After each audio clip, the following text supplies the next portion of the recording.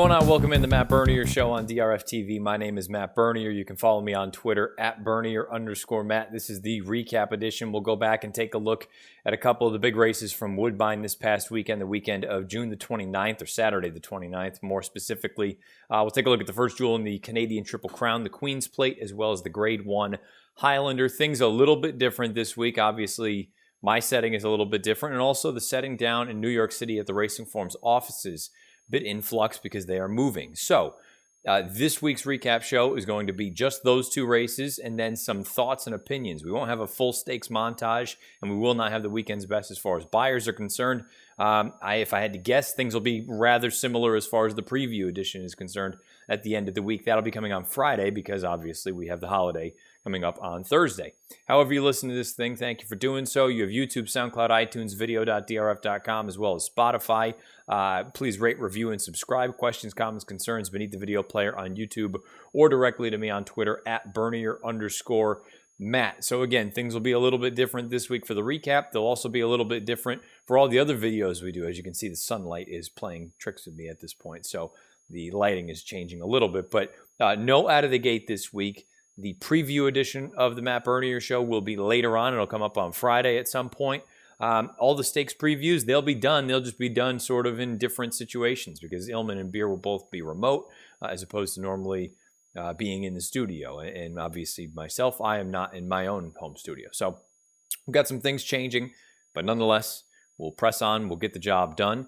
So let's take a look at the big one. Let's take a look at the $1 million Queen's Plate from Woodbine on Saturday afternoon. Let's take a look at the field of 14 3-year-olds traveling 10 furlongs in the $1 million Queen's Plate at Woodbine Saturday afternoon. Post-time favorite was Skywire for Mark Casse, a very talented horse, has shown some ability throughout his career thus far. Most recently, a little bit of an unlucky loser in the Grade 3 Marine. Didn't have a lot of pace to run at, had to rally from well off of it. You figured when you look at a field of 14 horses, you expect he's going to get some more pace to run at. Added ground probably not going to be an issue for him. All things probably pointing toward him being a major player. Well, two things worked against Skywire on Saturday. First, the start, and second, the dynamics of the race. Neither of them helped this horse. They did help, though, One Bad Boy. Let's take a look at the stretch run of this year's Queen's Plate. It is a battle royale. One Bad Boy and Avies Flatter, stride to stride, a furlong to run. One Bad Boy, never looked better, and has got the Queen's Plate well and truly won. One Bad Boy, 3 lengths. Avies Flatter second. One Bad Boy prevails in gate-to-wire fashion over Avies Flatter. Avies Flatter goes off as the second choice, and they are followed home by Tone Broke, who rounds out your trifecta. Let's discuss One Bad Boy, the winner of this year's Queen's Plate. 2 of 5 lifetime, never out of the money in 5 lifetime starts. Over $523,000 in career earnings, owned by Say Racing LLC, Greg Hall, and Brooke Hubbard. Trained by Richard Baltus, bred by Ron Clarkson in Ontario. Obviously, the Queen's Plate only open to Canadian breds. Ridden to victory by Flavien Prat, the winner of the Kentucky Derby. He's now, I believe, one of 3 riders to ever win the Derby and Queen's Plate in the same year. You can see the pedigree at the bottom of the horse card. He's by Twirling Candy, out of a Stormy Atlantic mare. As far as the nuts and bolts are concerned, 94 buyer for One Bad Boy, 114 pace-adjusted time form U.S. rating. The buyer speed figure was turned up. I believe initially they awarded him an 88. They have moved that up to a 94, so a rather significant improvement, about 6 points. Avies Flatter earns an 89 buyer, Tone Broke an 84. He's a Macho Man an 80. Desert Ride, the lone filly in the field, a 78. From a time form U.S. standpoint, Avies Flatter a 110, Tone Broke a 106. He's a Macho Man 102. He's a Macho Man as well as Desert Ride a 101. Some things to discuss here with this race. I think I was concerned for both of the top 2 finishers about added ground for them. One Bad Boy was coming out of Alcatraz, thought he ran very well that day, but I wasn't convinced the added ground was going to be to his benefit. And Avies Flatter, the way that he has run, basically in his 2 starts thus far as a 3-year-old on the turf, albeit not on the synthetic, I've been fearful that as the distances got longer, he wasn't necessarily finishing with gusto. He wasn't finishing as well as he does at those sort of more middle distances, a flat mile or whatever it may be. Obviously, I was wrong on both accounts. But the more important thing for me when I take a look at this race and you see the chart, there was no passing and no running really going on whatsoever. You had a couple horses pick up some pieces from the back of the pack, but this was essentially a merry-go-round. The horses that were 1, 2, 3 throughout, they finished 1, 2, 3. And you take a look at the fractions, not really a surprise. 24 and 2, 49 and 2 for a half, 14 for 3/4. They finished in 202 and 4. I like the way that One Bad Boy finished. He kicked on very nicely. Still had a little bit of gas left in the tank at the end. 25.15 for his final quarter mile, as opposed to a horse like Avies Flatter, who came home in 25.73. That's why you got that sort of lengthening sort of margin of victory as they finished down the lane. I just can't help but look at it and say the dynamics of this race played to the benefit of those top two and even top three, if you want to include Tone Broke. Now, it's difficult to assess one way or the other, really, if you believe that the Tapeta at Woodbine on Saturday was favoring speed. What I will say is, and I say it's difficult because they only ran 4 races on the Tapeta out of the 13 races that were carded on Saturday. So you don't have a big sample size to make a definitive statement or something to really base your opinion off of. But I will say, of the 4 races, and they were run at different configurations, to me it kind of felt like you needed to be forwardly placed. If you weren't forwardly placed, I didn't think you had much of a chance. And with horses of this quality, I think being forward on a track that could potentially be speed friendly, I think that's going to go a long way. And I don't think any of the horses coming from off of it necessarily had a fair shake. So is it the end-all be-all? Does it mean that, the top 3 horses aren't quality? No, not at all. But, there are instances where you can still be arguably the best horses or the most talented horses, but you can also have things work in your favor. One Bad Boy, Avies Flatter, and Tone Broke, they all ran fine races. I do think they were sort of beneficiaries of the way that the track played. Skywire, on the flip side, he had nothing go his way. From the break, he was pinched and slammed between horses, shuffled back. This is a horse that, no, he's not a burner by any stretch of the imagination, but you'd imagine he would have been a little bit closer to the pace than he was had he not been impeded at the start. Then rounding the far turn, he's got to tap on the brakes a little bit when he's in and amongst horses down on the inside. So things just didn't work out for the connections, unfortunately, this time around. And then again, you factor in the idea that it just seemed very, very difficult for anyone to make up any real ground. Skywire, I think you're supposed to just draw a line through this race and move on going forward. He's a Macho Man, the 4th place finisher. He made up some ground. I'll give him a little bit of extra credit. He and Desert Ride, the lone filly, they tried to get into it, but it just felt like there was no opportunity for them to really make up any significant ground, whether it's because the leader still had something left in the tank at the end of the race or because the track was playing against those horses coming from off of it, or again, a combination of the two. These things don't have to be mutually exclusive. They can be one and the same. So I think it's going to be interesting to see what we do with these horses coming out of this race. Who's going to go on to run in the second leg of the Canadian Triple Crown? That'll be the Prince of Wales out at Fort Erie. Who's going to go back to different surfaces, whether it's back to the dirt, whether it's trying turf again, whatever the case may be. And then keep in mind, that third leg of the Canadian Triple Crown is the Breeders, and that's at 1.5 miles on grass. So just because, and I think that's, to me, it's what a Triple Crown, I love everything about the way the Canadian Triple Crown is set up, where you have 3 different distances and 3 different surfaces at 3 different tracks. That, to me, it is the ultimate sort of culmination of if you can get through all 3 of those stages. Not that our American Triple Crown is not glorious and spectacular, but the idea that you're doing, they're really, you can't argue with any sort of real success in those races, because if you are able to run, and even if you don't win all 3 of the legs, but if you're running all 3 of them and you run competitively, that to me just signifies that you're a quality horse, because you can do a little bit of everything.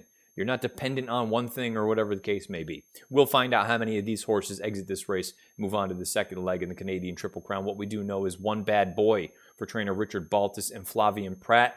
They are the winners of this year's Queen's Plate 94 Beyer speed figure 114 time-adjusted Timeform US rating. Let's take a look at the field for the Grade 1 Highlander at Woodbine Saturday afternoon. 6 furlongs on the turf.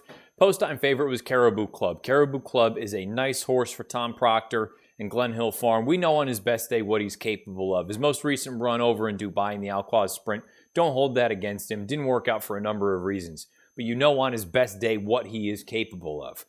There was a horse in this race, though, that I've been high on for quite some time, and I'll go over it all after we see the stretch run. But I thought he really proved himself to be of the Grade 1 caliber, and not just of the Grade 1 caliber, but I think he is of the upper echelon as far as shorter to middle distance turf runners. Let's take a look at this year's stretch run of the Highlander. Down the lane in the Highlander, Yorkton in front.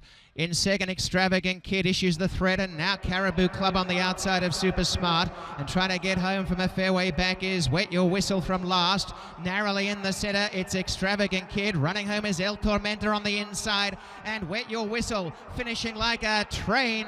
Wet Your Whistle races past the entire field, and the Highlander Stakes to Wet Your Whistle by a length and a half. Second. Wet Your Whistle prevails in the Grade 1 Highlander beneath Alex Cintron at odds of 7-2. Second place, Extravagant Kid, a giant effort from that horse. We'll talk about that more momentarily. And White Flag rounds out your trifecta at odds of 4-1. Your beaten 5-2 favorite, Caribou Club, he finishes 5th off the board. Let's take a look at your winner, Wet Your Whistle. 5 of 11 lifetime, 6 times in the money, $275,000 in career earnings. Owned by David W. Palmer, trained by Michael Trombetta. Bred by E.H. Lane III in Kentucky, ridden to victory by Alex Cintron. You can see the pedigree at the bottom of the horse card. He's by Stroll out of a Belong to Me mare named Winlock's Glory Days. 103 Beyer speed figure for Wet Your Whistle, winning this year's Highlander. 121 time form U.S. rating, that's pace adjusted. It is also the same number, pace unadjusted, 121. Extravagant Kid, a 98 Beyer, 117 pace adjusted time form U.S. rating, but the raw number is a 118. So factor that in, do with that what you will. I personally like to just use my own eye and look at the unadjusted. I call them the raw numbers as opposed to the pace adjusted ones. But again, that's totally up to you as a handicapper. Definitely want to take a look at the time form U.S. ratings though. White Flag earns a 97 Beyer and a 115 time form U.S. rating. El Tormenta, 95 Beyer. Caribou Club, 95 Beyer. Wet Your Whistle to me, and I hope I did a good job in the best bet segment of Out of the Gate last week, where I said, you know, I had highlighted him as a horse to watch, highlighted him as a best bet. But really, the videos that we were able to show were the stretch runs, which, look, very visually impressive. But to me, the most impressive part of Wet Your Whistle is his turn move. The move that this horse makes rounding any sort of a turn, whether it's at 5.5 furlongs at Laurel, whether it's at 5.5 furlongs at Monmouth, or 6 furlongs at Woodbine. His turn time is exceptional. He just buries horses in that part, and then he goes on and has a tremendous stretch run. I mean, you take a look and see the final 8s in this race for the top 4 finishers. 4th place came home in 11:54, 3rd 11:55, 2nd 12 seconds flat, and Wet Your Whistle came home in 11:30. And the thing that I'm most fascinated by, I've always said, you know, you look at him, just from a turf sprinter standpoint, he checks all the boxes. But the way that he galloped out, and I would encourage anyone, you can find the replay over on YouTube, you can find it in Formulator. The way that he galloped out, he wasn't slowing down at all. He was actually extending on the field. It does make me wonder a little bit. I'm not suggesting I'd like to see him go 2 turns. But you have options going forward. If you're so inclined and you want to say, I don't know, try him in the Woodbine Mile. It's 1-turn mile. If it doesn't work, you use it as sort of the built-in race to get him ready for that turn back, and you know he's going to have the bottom. I just think Wet Your Whistle, I think the sky's the limit. I think Mike Trombetta's done a great job with this horse. And visually, he just looks like a serious racehorse. And that's, you can tell the difference when you see certain things. You watch enough races, you can see when horses look like, you know what, okay, you put up big numbers, but I think he can be had, I think he can be beat.